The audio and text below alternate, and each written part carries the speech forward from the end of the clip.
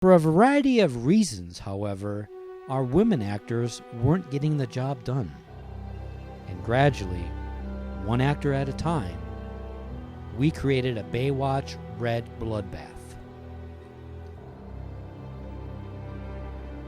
Gina Lee Nolan, Donna D'Errico, Tracy Bingham, Carmen Electra, Angelica Bridges, and Marlise Andrada were asked not to return for the following season.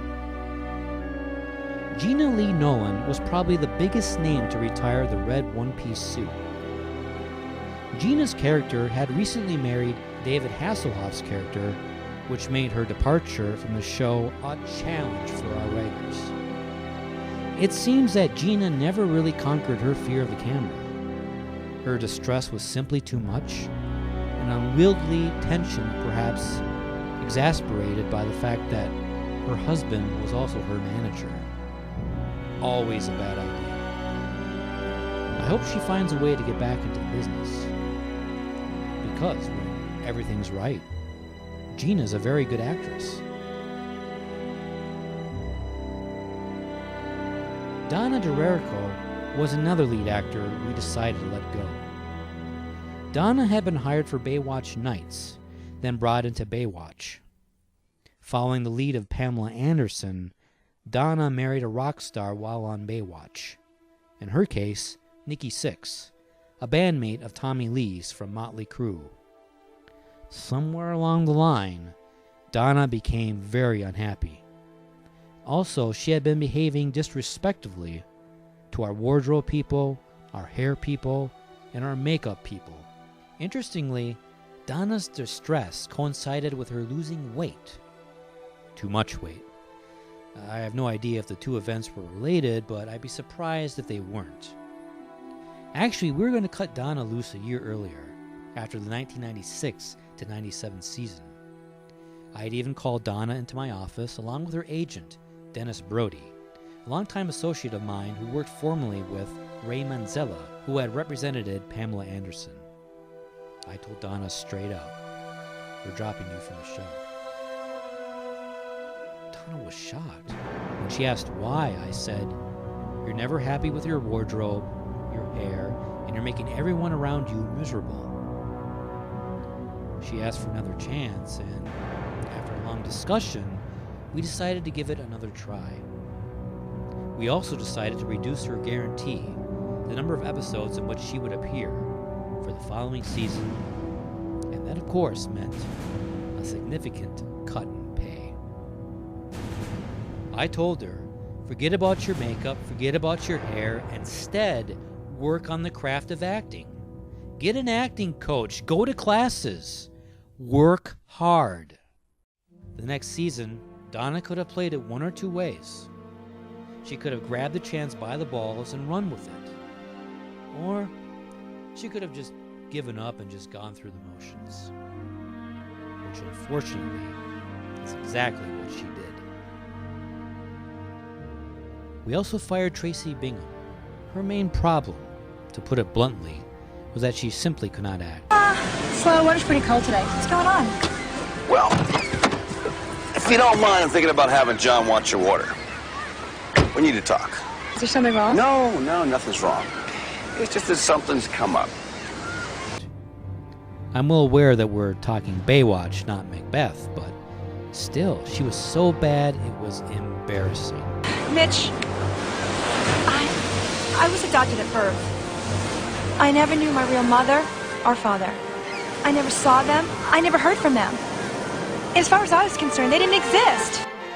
The other actors were always upset whenever they had to be in a scene with her because it inevitably made them look bad.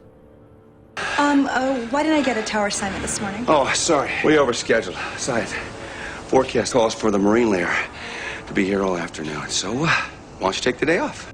We'd hoped she would have worked hard in the off-season to improve her acting craft, but it never happened. Hey, you're all tangled up here. Oh, Mitch. Why couldn't we have just gone to lunch or taken a walk on the beach or something? One day before the start of her second season, her agent called me and said, is there any way you could advance Tracy 2 episodes worth of salary? She's destitute, she's getting kicked out of her apartment, she's losing her cat, she's losing her car, she needs the money right away.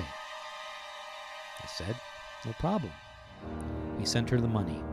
As we neared the beginning of production, I called to see if she was still working out and still in acting classes, as she had been asked to do.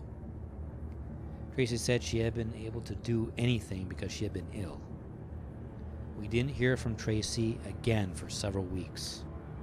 As we neared the beginning of the season, her agent called me and said, I've got some bad news. Tracy lied to us both. Remember the money you gave her? She used it for breast augmentation. She finally reappeared on the set.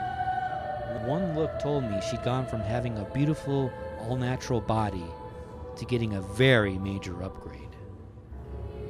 Fake breasts and lousy acting aside, the most disappointing aspect of our association with Tracy was her failure as a role model. She never participated in Camp Baywatch functions or charity opportunities, unless perhaps a camera was somewhere in the vicinity.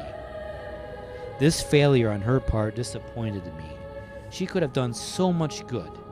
Here she was, a beautiful African-American actress, being seen by 1 billion people a week. And she just turned her back on the opportunity to be a role model.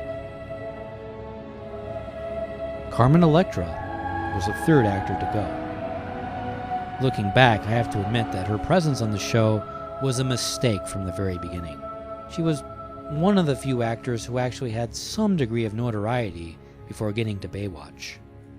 Because of this, she expected to be paid more than our usual beginner actors. But $40,000 an episode? Get real. But that's what her agent demanded. We battled back and forth for months. In fact, her contract wasn't signed until episode 10, for approximately 20% of her asking price. Carmen's agent was a pill. He always made me feel that Carmen should be doing something other than working on Baywatch. He told me 100 times that she had 1,000 other offers, all of them incredibly lucrative. He insisted that she could rule the world, if only she wasn't doing Baywatch. By episode 6, we knew it was over. Carmen was a pleasure to work with. A nice, energetic, relatively capable actor, but her management made life too rough for us. As time wore on, I realized that all of Carmen's decisions were being made by her management. I told her, Carmen, you should get a hold of your career. Make your own decisions. Your management works for you, not the other way around. But it never happened. From the beginning, Carmen was not exactly the most likely to succeed Baywatch actress. Inevitably, she looked as though she was from Manhattan, not Malibu. When Alexandra Paul stood ankle deep in the ocean, you felt she could complete a rescue. Kelly Packard the same way. Carmen, no way. In ankle deep water, she looked as though she was over her head. The strange news, when Carmen married Dennis Rodman, every newspaper article referred to her as former Baywatch star Carmen Electra, even though she'd only appear in 12 episodes. When Angelica Bridges came in to audition for a role, we, the executive producers, immediately saw that she wasn't right for the part. But we all agreed that Angelica was magnificent, absolutely charming, a stunning presence. But we had no role for her. We resolved to find a place for her on the show. That's how we got ourselves into trouble, diverting from our usual process of writing a role first and then casting it. On occasion, however, we've done it the other way around, and with success. That was the case with Alexandra Paul. We saw Alexandra and knew she wasn't right for the part of C.J. Parker, but we liked her so much, we created a role for her on the show. In Alexandra's case, it worked out extremely well. Angelica Bridges was truly striking. When I tried to shoot her, I quickly discovered that I could never make her look as beautiful on screen as she was in person. But I'm a little concerned with your lack of experience. That's a legitimate concern. I simply could not do it. with how much you really need this Very job. frustrating. As an actor, she wasn't any worse than the other women. Look, I didn't choose to become a lifeguard for the money. I mean, I think there's other reasons to work besides paying the rent. Like caring about what you do and wanting to make a difference. Doing something positive for the community. Just because I don't need this job doesn't mean that I don't want it. But the unique chemistry she had off-screen never made it on-screen. She lasted 1 year.